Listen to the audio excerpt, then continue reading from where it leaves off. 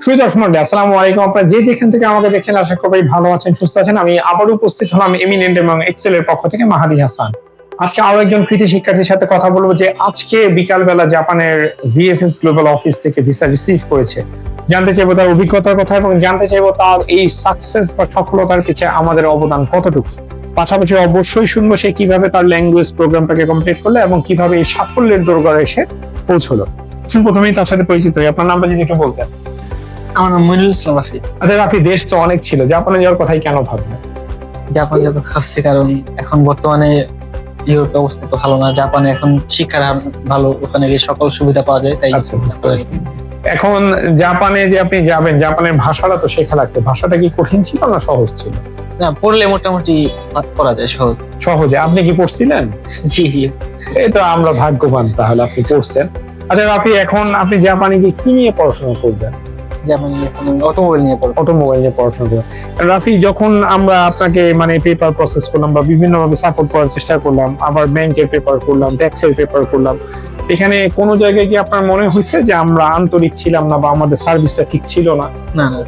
আর কোনো জায়গায় কি আপনার কোনো হয়রানি বা কোনো হ্যারাসমেন্ট যেটা বলি, এরকম কিছু কি আসছে? না না। আচ্ছা রাফি, এখন এজেন্সি তো অনেক আছে বাংলাদেশে, হ্যাঁ, আপনি আমাদের এজেন্সিকে কেন চয়েস করলেন?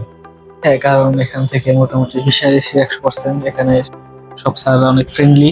আচ্ছা, এখানে চেক করলে সব ঠিকঠাক ভাবে করা যায়। আচ্ছা, এখন মনে করেন ধরেন যদি 10-এর মধ্যে নাম্বার থাকে, আপনি আমাদের এমিনেন্ট এক্সেল এজেন্সিকে কত নাম্বার দিবেন? 10-এ 100 দেবো। বাকি 90 কিভাবে পাইলাম? আচ্ছা রাফি, এখন আমার একটা প্রশ্ন, যেমন অনেক স্টুডেন্ট আছে যারা মনে করেন এখন জাপান সম্পর্কে অত ভালো জানে না, বা তারা তাদের ক্যারিয়ার সম্পর্কে সচেতন না, আবার ভাবে যে বিদেশি ভাষা শিখতে হবে, এই জন্য আগ্রহ থাকে না।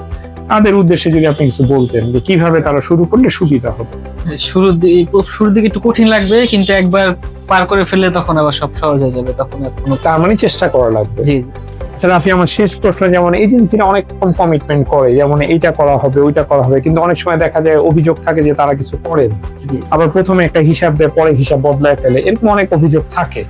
আমাদের পুরো সার্ভিসের মধ্যে আপনার কি এমন কোনো অভিযোগ বা কোনো প্রবলেম হয়েছে? না না। এখন আমাদের কমিটমেন্ট কি আমরা ঠিক মতো রাখতে পারছি? জি জি। যাক রাফি, আমরা দোয়া করি আপনি সফলতার দোরগোড়ায় পৌঁছান এবং ইনশাআল্লাহ একজন সফল অটোমোবাইল ইঞ্জিনিয়ার হিসেবে বাংলাদেশে আসেন। আপনারা শুনলেন রাফির অভিজ্ঞতার কথা এবং জানতে পারলেন যে আমাদের এন্টায়ার সার্ভিসের মধ্যে আমাদের কমিটমেন্টের কোনো ব্রেকডাউন ছিল না। পাশাপাশি আপনারা এটাও জানলেন যে যদি ভাষাটা ঠিকভাবে শেখা হয় তাহলে জাপান যাওয়ার পথে কখনোই কোনো বাধা আসতে পারে না।